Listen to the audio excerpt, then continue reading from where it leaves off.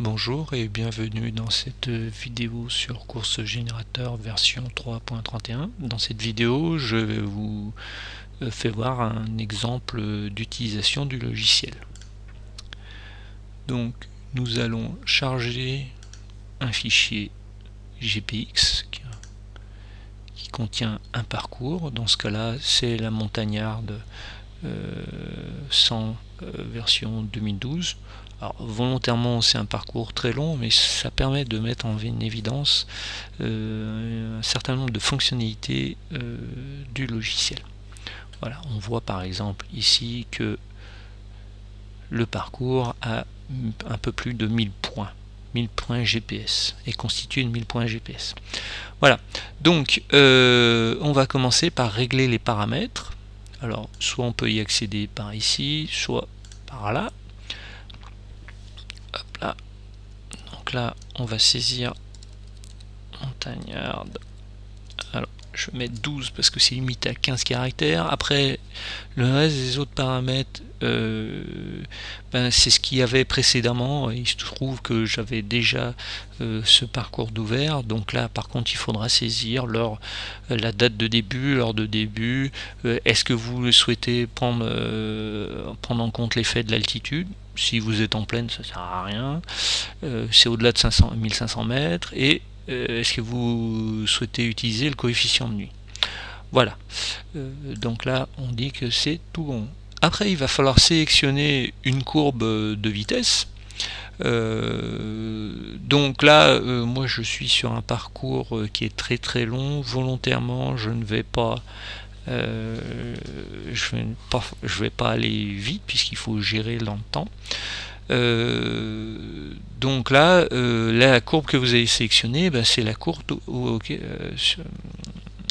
c'est la vitesse à laquelle vous souhaitez aller quand vous êtes vous allez aller à 0 quand vous êtes sur du plat, sur de la route.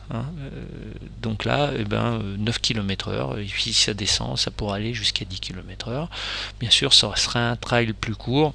Je mettrai une vitesse plus élevée, et je dirais plus c'est court et plus la vitesse de base sera élevée. Alors après, quand ça devient plus court, je pense qu'il faut faut utiliser des pourcentages de votre VMA. Voilà. Donc là, moi j'ai sélectionné une courbe à 9 km/h. Après, on va caractériser le terrain. De base, moi ce que je vous conseille, c'est que là par exemple on a 100%. 100%, c'est comme si vous étiez sur une route. Ce qui n'est pas le cas de la montagnarde. On est sur une course de montagne. Donc là je vais sélectionner. Là je vais indiquer, je vais double-cliquer, je vais indiquer du début jusqu'à la fin que c'est un terrain moyen. Voilà, donc là c'est ce qu'il a fait. Donc après je vais mettre, je vais mettre ici, je vais sélectionner des tags. Ici par exemple je vais marquer le départ, parce que j'en aurai besoin dans l'onglet résumé. Et puis je vais indiquer le nom, Saint-Nicolas.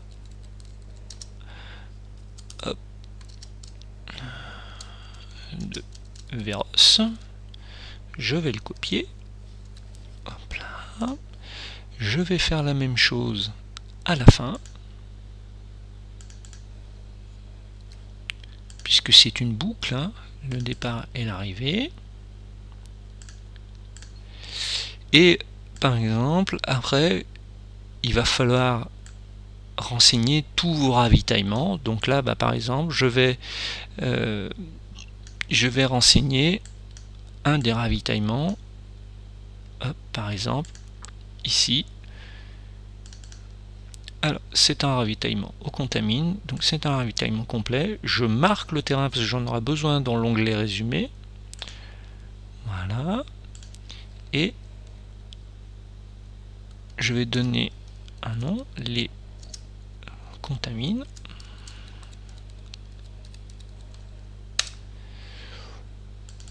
je vais en profiter, je vais mettre un ravitaillement. Je dis que vu que c'est un ravitaillement assez gros, juste avant une grosse montée, je prends le temps de bien récupérer. On va mettre 8 minutes, ça peut être 8-10 minutes, je verrai après, à vous d'ajuster. Voilà, on va en fixer, on va en profiter, on va dire là par exemple j'ai prévu de récupérer, je vais récupérer quelques pourcents, 2-3%, bon, ça c'est très, c'est assez aléatoire. Donc là, voilà, je vais en profiter aussi parce que on verra aussi un peu plus loin. Donc, je vais descendre. Alors là, je descends, je fais ça au clavier parce que je vais vouloir détecter le Montjoli, le point haut du Montjoli. Alors là, je vais, hop, parce que vu qu'on y passe 2 fois, voilà. Donc là, je suis sur le point haut à l'aller. Hop là, bien sûr. Alors, je vais pas mettre le point haut tout à l'heure, on le fera calculer. Donc là, il n'y a pas de ravitaillement. Par contre, il y a une marque. Alors pourquoi ça? Ça va me permettre de calculer le temps que je vais mettre entre les contamines et le haut du Montjoli. Hein, okay. Donc voilà, je vais lui mettre un nom. Montjoli. Voilà, et je vais en profiter aussi maintenant, parce que je ne l'ai pas encore fait, mais je vais régler le coefficient. Alors, je vais pas le faire ici, je vais le faire là. Alors, ce que j'ai fait là tout à l'heure, c'est pour régler le coefficient à un point donné, mais c'est pas le coefficient global de fatigue. Là, je vais régler le coefficient global de fatigue du début jusqu'à la fin. Alors, de base, il y a 100%. La même chose, il a récupéré les paramètres que j'avais avant. Là, bon, par exemple, admettons, je lui prévois environ 30 heures. Il me dit 67%. Allons-y, 67%. Voilà, hop, il a tout calculé. Là, je vais lancer un premier calcul. Et là, par exemple, il me dit que je vais mettre 28 heures pour aller 28h20 pour faire le parcours. Alors bien sûr, je n'ai pas mis tous les ravitaillements, j'ai pas mis la base vie où je prévois de me reposer et ainsi de suite. Donc le temps n'est pas réaliste, mais ça vous donne déjà une première indication. C'est surtout que ça a calculé pour chaque point du parcours, par exemple. Là, si j'avais tout renseigné, là par exemple, il me dit que je vais passer en haut du Montjoli au bout de 13 heures de course et il sera à 18h53. Voilà. Et si je regarde ici, autre chose, c'est que entre les contamines et le Montjoli, donc là, il y a, chose intéressante, vous voyez qu'il y a 1500 mètres de dénivelé positif hein, et un tout petit peu de descente, que j'ai une vitesse ascensionnelle de 560 mètres par heure et que il me prévoit une montée de 2h49, un temps de montée de 2h49 et je serai bien sûr au 56e quand je vais arriver à ce point là, au 56e kilomètre. Et chose aussi importante, par rapport aux contamines, j'ai 7 km, donc 7 km avec une moyenne de pente à 31%. Voilà, voilà, c'était pour vous montrer cela. Autre chose que je peux vous faire voir, alors on va ici retourner, c'est les contamines. Tout à l'heure j'ai réglé 3% de récupération, là on voit bien qu'on passe de 86% juste avant d'arriver et je passe à 89%. Hein.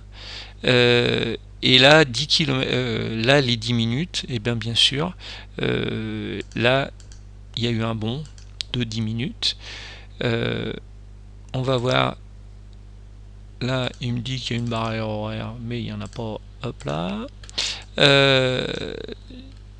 Donc, mais je pourrais par exemple, hop, on va retourner aux contamines. Je clique pour y aller. Hop, ici, il pourrait très bien y avoir une barrière horaire.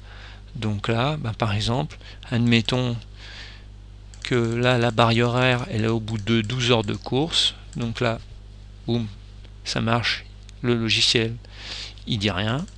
Et si c'était par exemple 11 heures et que j'arrive avec 4 minutes de retard, boum, là vous avez barrière horaire qui apparaît et là on est en rose, et puis si je clique dessus, hop, je suis automatiquement positionné. Voilà, bien sûr ici vous allez voir votre parcours, et si vous cliquez, vous voyez les différents endroits. Vous avez tout un tas de statistiques sur les parcours une fois que vous avez lancé le calcul, et vous avez un résumé. Voilà, c'était une introduction rapide. Je vous laisserai découvrir le logiciel plus profondément, et puis vous avez aussi un certain nombre d'autres vidéos qui vont un peu plus dans le détail de chaque fonctionnalité, et je vous souhaite une bonne utilisation du logiciel Course Générateur.